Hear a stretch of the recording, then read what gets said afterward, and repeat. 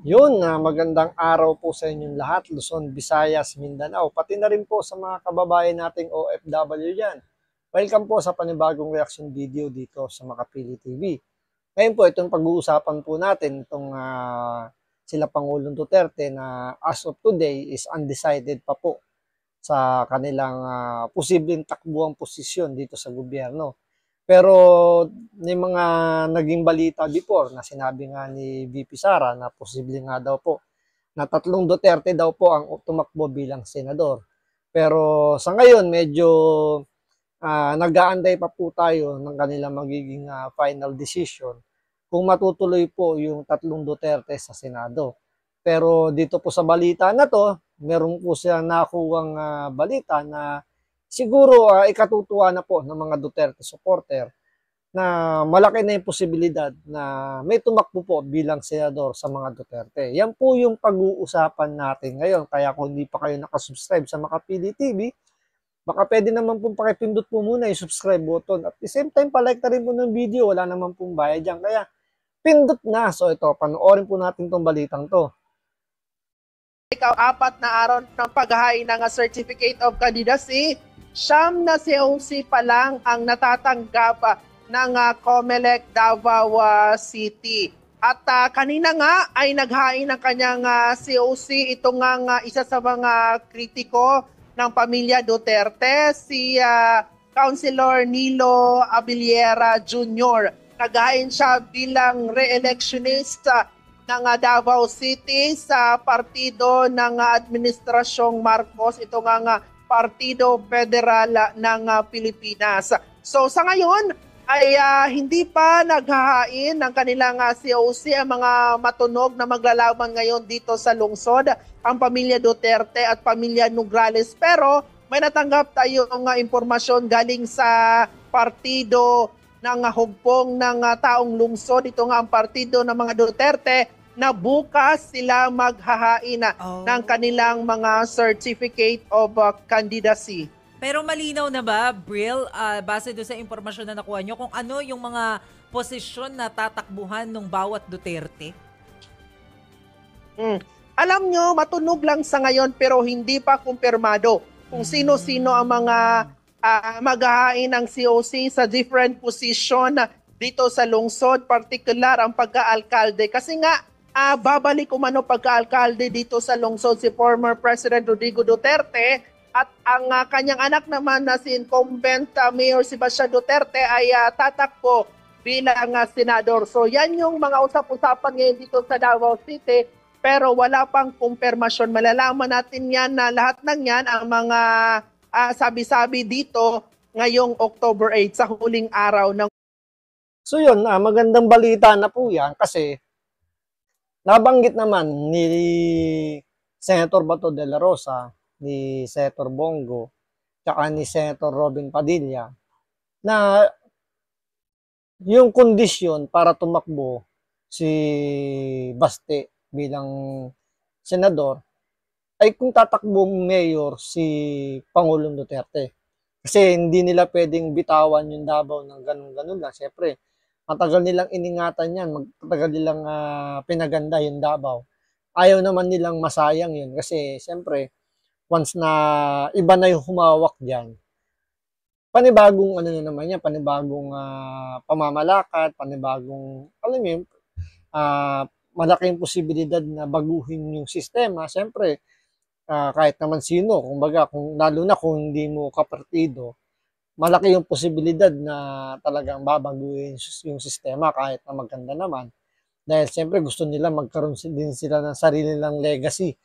So, ganun yung mangyayari. Kaya siguro, yun yung naging kondisyon ni Baste Duterte. Dahil nga medyo mahihirapan na siguro si Pangulong Duterte kung tatakbo nga namang senador. Siyempre, nationwide yung campaign dyan. So, alam naman natin, may edad na si Pangulong Duterte at mahihirapan na siya.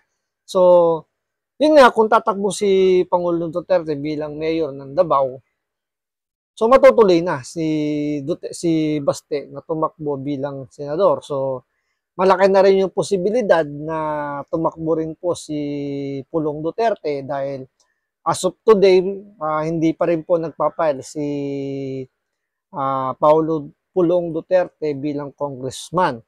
So, mukhang totoo yung, hindi naman totoo, pero para siya di totoo yung sinasabi ni BP Sara na 3 Duterte. So, baka maging 2 Duterte na lang yung tumakbo bilang senador. So, pag nangyari yun, malaking tagumpay ito para sa mga Duterte supporter.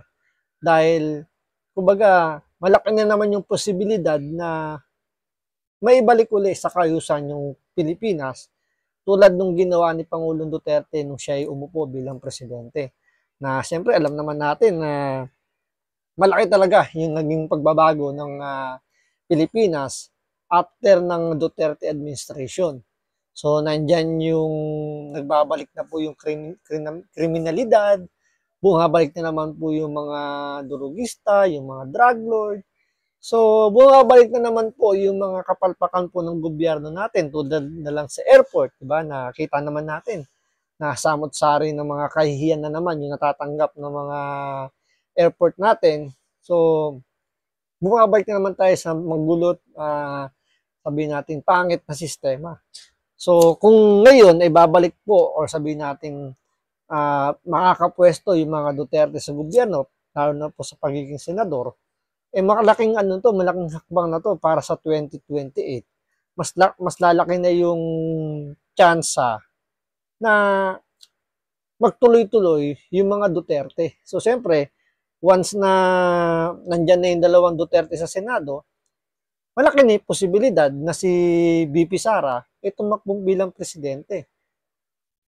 Ngayon, after BP Sara, malaki yung posibilidad na may sumunod sa kanya na halimbawa, tumakbong presidente si BP Sara sa 2028, manalo itong 2 to sa senador ngayon. So, possible, isa sa mga Duterte uli, yung tumakbo bilang vice presidente. So, Duterte, yung mangyayari sa 2028. Pero hindi na si Pangulong Duterte. So, pwedeng si Baste Duterte, yung VP, ang magiging vice president, or si Pulong Duterte, at ang presidente, si Inday Sara.